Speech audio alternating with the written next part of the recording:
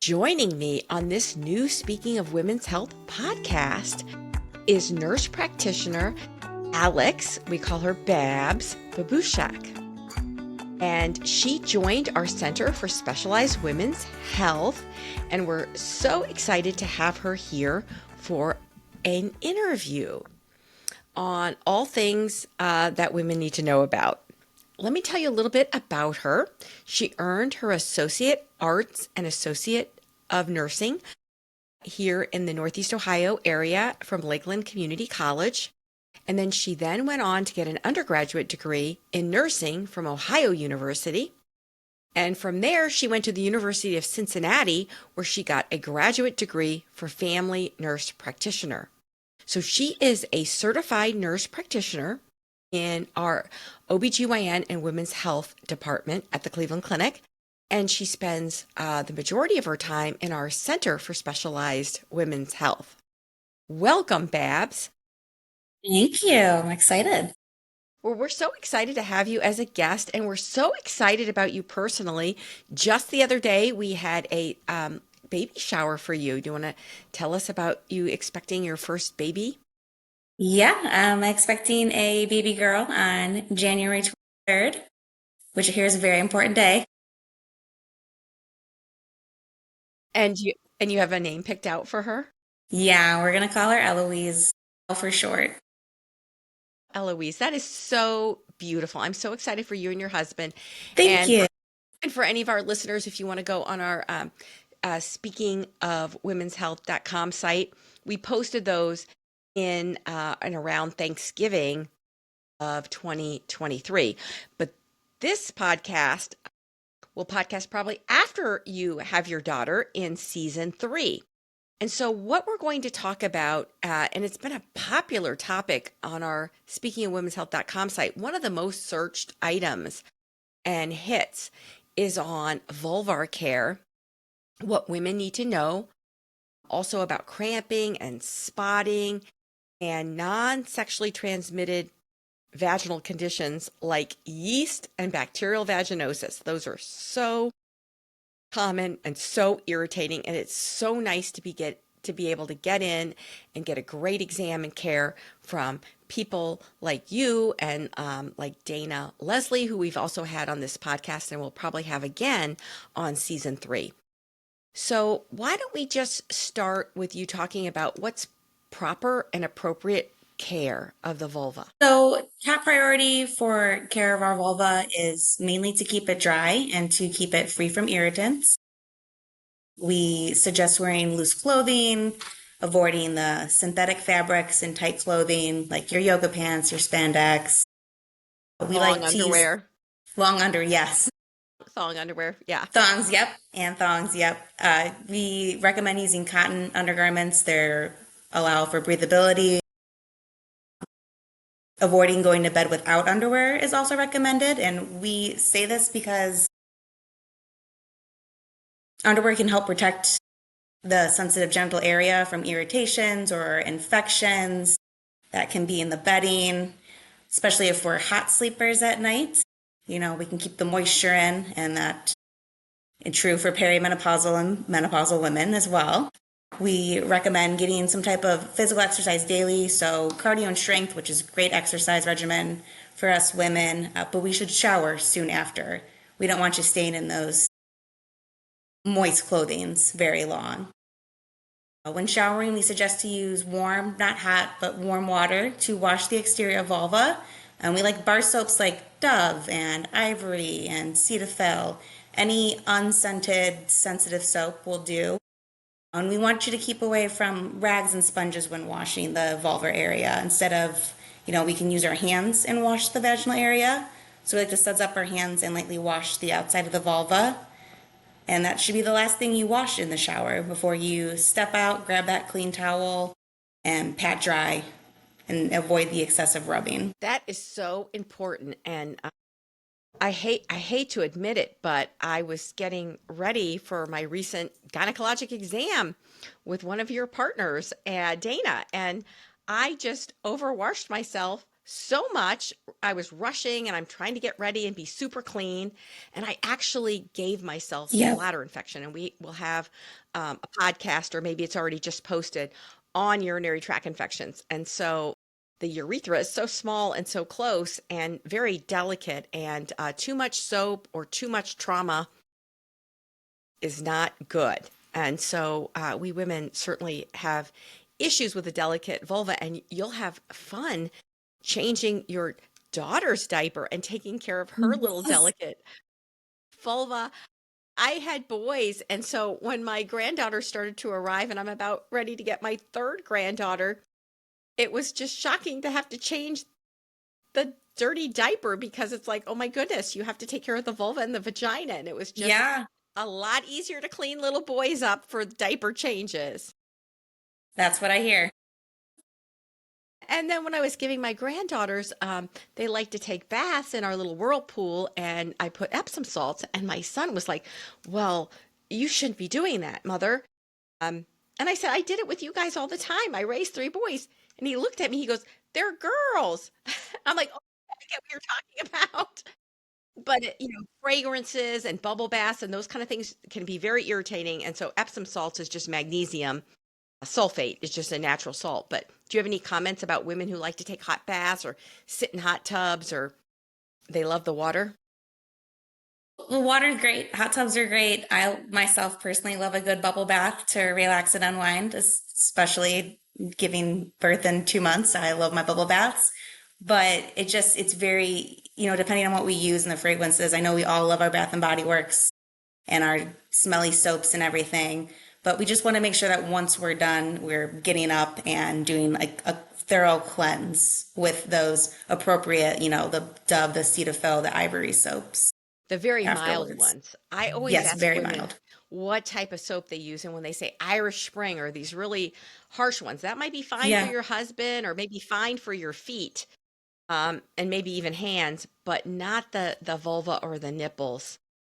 Mm-mm. So, what are symptoms that should lead a woman, um, or a young female to seek a gynecologic examination with their women's health nurse practitioner or their physician? So symptoms such as like itching, which can be, the outside of the vulva, the inside of the vagina, irritation of the vulvar tissue, which can consist of, a burning or sensation or a pain from excessive scratching caused by itching. Other symptoms include odor, and the most I get from patients when they explain an odor is a fishy smell or something that's tart, vinegary, and they get a vaginal discharge, a white clumpy discharge. I hear a lot, yellow, any green, red, anything in color can be a sign of a vaginal infection. White and clear vaginal discharge is, for the most part, considered normal. The amount can vary. It can be a little, it can be a lot. I try to tell patients, to think of their vulva area and vagina kind of like a self-cleansing system. If Yes. you clean it properly and you let it do its job, it'll keep your pH in check, either by raising or lowering it. And that's sometimes why we get more discharge than less discharge some days. Other symptoms, obviously, pain with urination, any pain with sexual intercourse, or any swollen vaginal tissues. Those are all things that should be dealt with. And I think that one of the things I see a lot of women do is they think they have to protect their underwear from normal vaginal discharge, and they get like Yes. addicted to liners. Yes. You need a liner if you're bleeding or, losing a lot of urine and need to get that evaluated. But to protect your underwear, no, just change your underwear. Like that holds in so much bacteria, just like wearing something wet and soggy or something that's not breathable. Like really, those breathable cotton crotch pants, Yeah. underpants are very important. And like you said, not sleeping in underwear necessarily. And just, I tell women when they're around their house, like just wear a skirt and don't even wear underwear necessarily. Yeah. Yeah. So those little things. So talk about the two most common non-sexually transmitted infections that women frequently deal with. Yeah. So our two most common, second most common is our vaginal yeast infection. mainly affects women of the reproductive age. It's an inflammatory infection of the vagina caused by the Candida pathogen.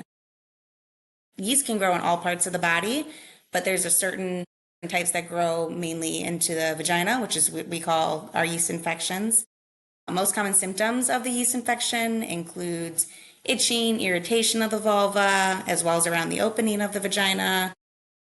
It's that classic cottage cheese, white, thick discharge with we're uncomfortable, we're itchy. It mainly occurs in women, like I said, who are menstruating. It's less common in postmenopausal women who do not take estrogen and aren't on some sort of a hormone replacement therapy, or girls who have not yet started their menses. There's a lot of risk factors that can lead to the development of a yeast infection. Commonly, those would be antibiotics. When we have sinus infections or strep throat or any other vaginal infection, where you get on antibiotics, and that seems to cause an upset. And that's mainly why I have people who come see me with an itching vaginal discharge. They know as soon as they take an antibiotic, they're going to get a yeast infection. Other risk factors like contraception devices, like IUDs that are inserted into the cervix, weakened immune systems, pregnancy causes a little uproar in yeast infections. Someone who's diabetic, so someone whose sugars aren't well controlled or on certain medications for diabetes, like I see a lot of people on Jardians, which helps lower the sugars in your body through urination, and I see them have a lot of yeast infections as well. Because there's a lot more sugar just locally there. And people Yeah, with bad diets, we have so much on our website, yeah. a prior podcast on healthy eating and how there's no essential carbohydrate. And most Americans get way too much sugar. So whether you're diabetic or not, I think it's good to get it out of your diet. I warn women that are menopausal that are just starting on estrogen that when they're very thin and atrophic and then they make that tissue healthy and pink and plump, that it takes a while for the healthy bacteria, the lactobacillus, to Mm-hmm. lower the pH of the vagina. But the vagina is healthier and there's glycogen inside the cells. So there's the natural yeast that can be on the skin is now getting a food source. So sometimes people transiently get worse in terms of yeast infections or alterations of their microbiome or even bladder infections before the whole microbiome of the vagina and the vulva right itself. So it's one reason I try to anticipatorily treat women when they're low in estrogen, whether they want systemic hormones or not, keeping that vagina and vulva healthy because it doesn't take much to tip most people off. Do you want to tell us about bacterial You're correct. vaginosis, which is not an infection, but it's a very irritating condition? Yeah, and that is probably one of the most common vaginal infections that I see, at least in our practice and in our office. It's a vaginal infection that's caused by either an increase or decrease of the vaginal pH, caused by an overgrowth or an imbalance of bacteria. It can be associated with increased risk of HIV and sexually transmitted diseases, pelvic inflammatory disease, even like adverse birth outcomes.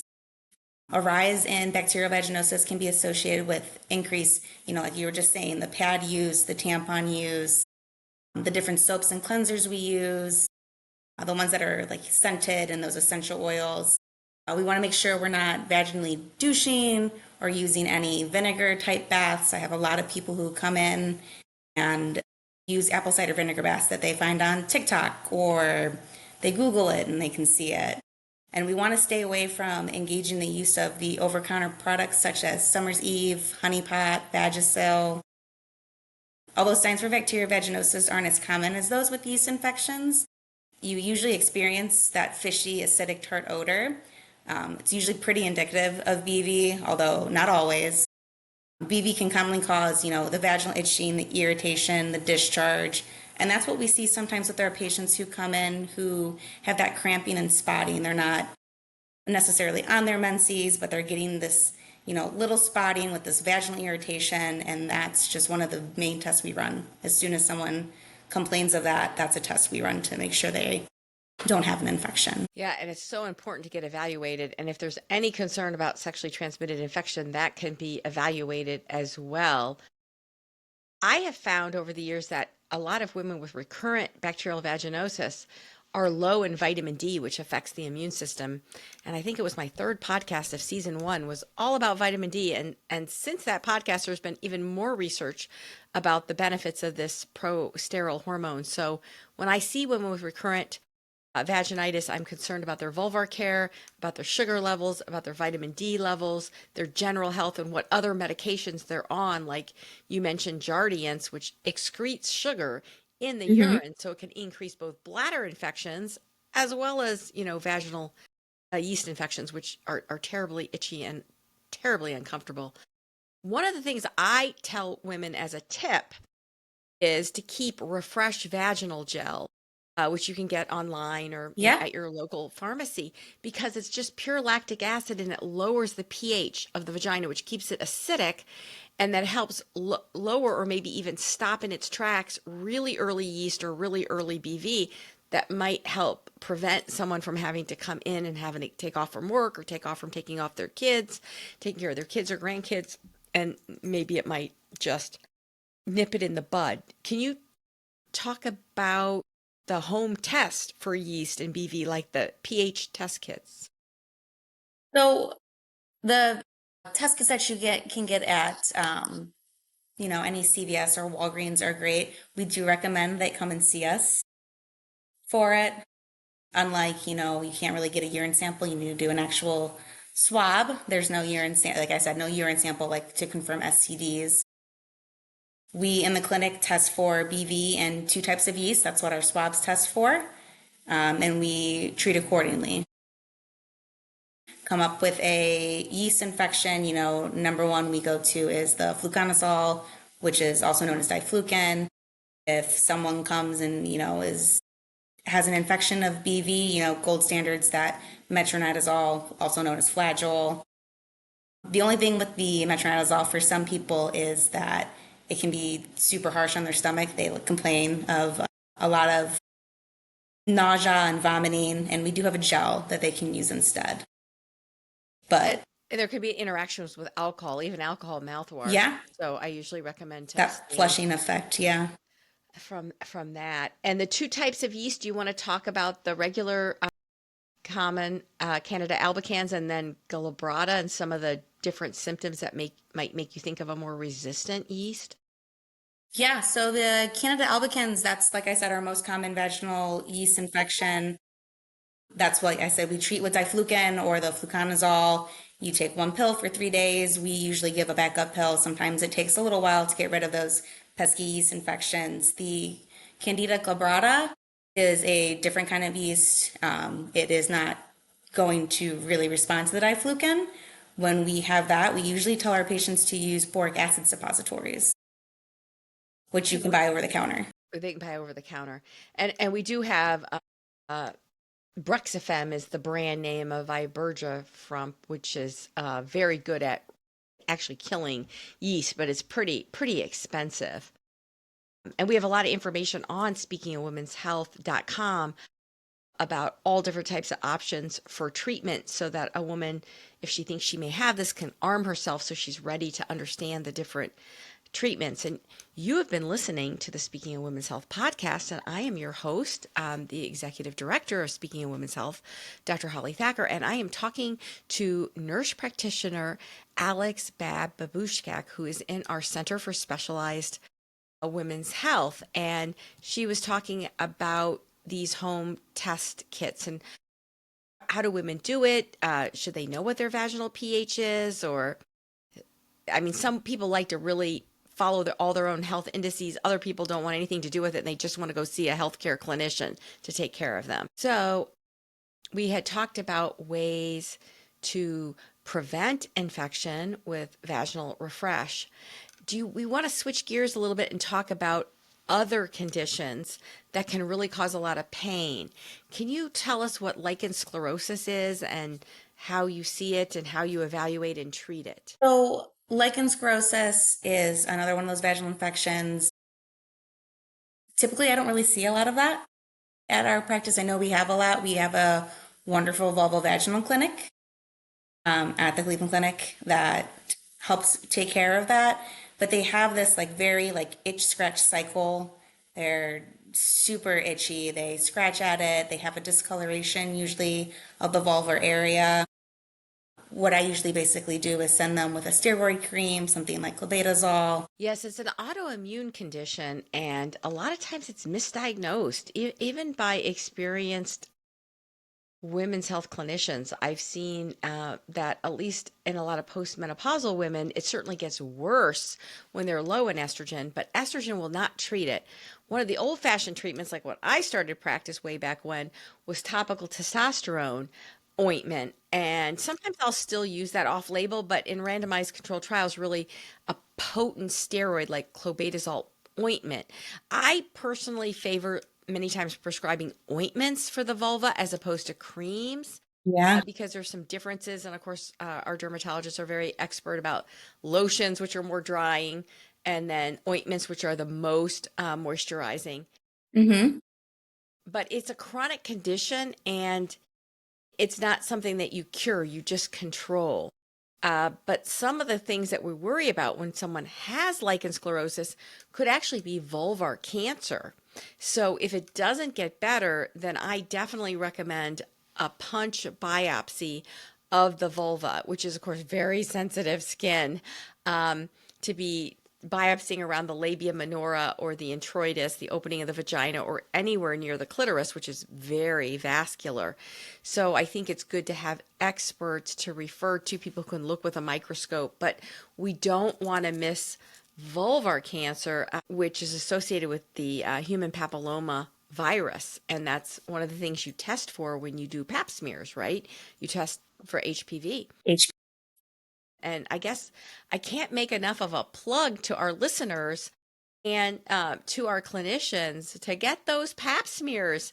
I mean, some women can go as far as 5 years, but personally, I just went in, I got my one at 3 years because I have seen women with cervical cancer who had a normal pap and a normal HPV, and 4.5 years later, they have cervical cancer. And that is a terrible disease.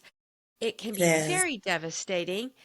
And when you have to have surgery and radiation and chemotherapy, and some vaginal discharges can be cancer, can be uterine cancer, can be fallopian tube cancers. So most of the time, people who've had vaginitis like yeast or BV, they know that, okay, I've been through this rodeo again. And some people will self-treat. And even though diflucan's a favorite, and I've certainly personally taken it, it's very potent and goes through the liver. So for people on other liver medicines, or for women on flibanserine, that's a medicine we prescribe a lot because it treats low sex drive in women. If they're going to take a diflucan, they have to, skip their Addy for a day or two so they don't increase their levels. Some women really like just topical treatments, like you said, because they get nauseated or they want to be able to not take anything on their stomach. But then other women seem very sensitive, like their microbiome gets off kilter if they put something in the vagina. So, which reminds me about having you make some comments about douching. I just can't stand it when I see these things on the shelf, all these douching products and feminine hygiene. And like you said, the vagina is self-cleansing.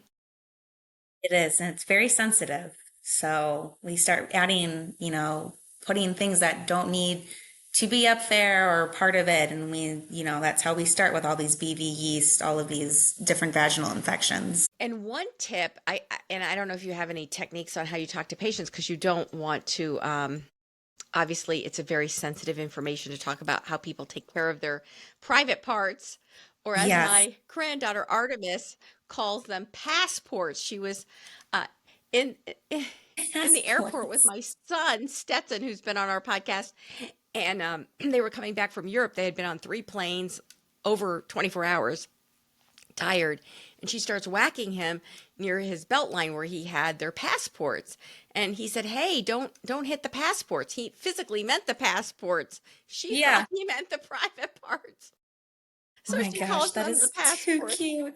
It is so funny. You're going to have so much fun with your daughter and all these cute little things and the perception that children Oh, I can't wait. have. Oh, it's going to be such a joy, and eventually maybe she'll be able to visit when she's a young woman and come to our Yeah. center for specialized women's health.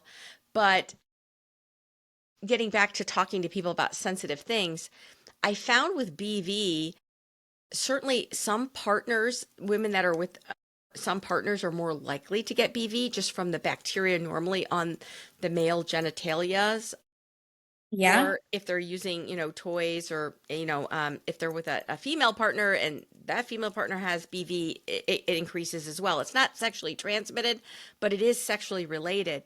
And I think Yeah. it's very important to remind women that they have to remind their partner to wash the penis before sexual activity, because men may go to the bathroom and touch themselves to urinate, then they wash their Yes. hands, but they might have touched dirty money and you know Anything equipment else? and anything else, and so there can be a lot of bacteria on the penis. And I know with uncircumcised males sometimes there can be some increased yeast around that foreskin. So do you have any tips on how you empower your women patients to talk to their partners about their genital hygiene? It's being open and honest.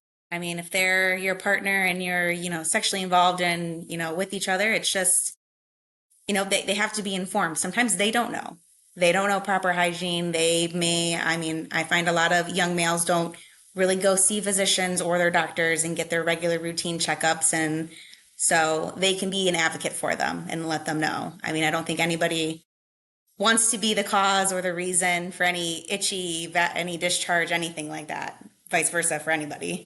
Right. And I try to preface it. It has nothing to do with, what kind of person you are or cleanliness. It's just kind of microbiology. Yes. And it's just, you don't want overly clean genitals because you can self inoculate Yeah. yourself with infection. And that's why, even though it seems like it's self-explanatory, it really isn't, especially with the vulva. Just like with hand washing, we teach the children to sing happy birthday, so that they can wash their hands As they wash their long enough. hands. And hand washing is so important for us in the medical field because it really is linked to infection. And it's very important, to wash your hands before and after procedures. So, do you have any other tips or advice to give our listeners? Yeah. I mean, also things just like, like you said, that lactobacillus that you can, there's vaginal probiotics that are, on the shelves that you can buy that help neutralize the pH of the vagina and have those probiotic effects, eating the yogurts that have, the good lactobacillus in it to keep up with vaginal flora. We mentioned the boric acid inserts that you can get over the counter, which really help. Rinsing our clothing, like sometimes, our undergarments, you can get the self-reusable bags where you can all put it in a bag so it's not touching other clothing. If it's delicates, you can put them in there, doing a double rinse cycle, Yes. using gentle cleansers when we're washing our clothes as well. And I've seen women do it, when we spray a perfume and we want to smell good, keeping away from spraying towards that vulvar region, Hmm. keeping it on the wrist, on the neck. Excellent. Excellent. Yeah, I actually tell a lot of my patients to do a delicate load once a week of all their bras and underwear without other Hmm. clothes, and double rinse it and use the kind of detergent that you would use like on your baby clothes, all those cute baby clothes that you got the other day. Oh, Yes, those are so fun. She'll grow out of them so fast, but enjoy I know, but I can't wait to every put her in them. moment. It's going to be so fun. And oh, babies, they smell so good and so fresh. They're so Yeah, intoxicating, aren't they? they are. But the other tip really is just to not douche, and really the diet and the gut microbiome. I Yeah. think eating fermented foods, eating like drinking kefir, which is rich in lactobacillus. Not all Yes. yogurts are equal for how much bifidobacteria there is. When you take antibiotics, you really hurt your gut microbiome. If you eat a lot of Mm-hmm. processed foods and sugar, it's terrible on your gut, which also affects the vulvar area. And I think that Absolutely. increasingly we're learning a lot more about the gut microbiome. And we do have functional medicine services, and they do some stool testing to check for what the gut microbiome is. Have you sent any women with refractory vaginitis for any of that to functional medicine to change their diet or check their microbiome? Have actually. I've sent them over to functional medicine, or, if they're having any refractory symptoms, I send them to like our GYN infectious disease. If we're Yes, getting yeah, recurrent, many, BV yeast for over 6 months to a year. yeah, many times that is very, it has to be done so that women don't Hmm. suffer. So tell us, for any of our listeners in the Northeast Ohio area who might want to make an appointment with you or learn more about your practice, how can they reach you? Yeah. Anyone can make an appointment with me at main campus Cleveland Clinic. They can call our, GYN scheduling number. It all leads to the same place. If they're already established within the Cleveland Clinic, they can log on to their My Chart and make an appointment. Any benign GYN care, including, annuals, STD, and non-STI like our vaginal infections. Any, I do medication refills, hormone replacement therapy, medication refills, any birth control counseling, and any vulvar problem visits. They can come and see me. That is excellent. You have a great scope of practice. We are so glad that you joined our practice last year, and we look Me forward to too. having you back again. And I just want to thank our listeners and thank Nurse Practitioner Babs Alex Babuscak for joining us. And if you enjoy this podcast, please share it with others and give us a 5-star rating. And if you don't already subscribe to our podcast, hit the follow or subscribe button. It is free, and that way you won't miss any of our great information because we want to empower you to be strong, be healthy, and be in charge. And we will look forward to seeing you next time in the Sunflower House. You. That is a wrap.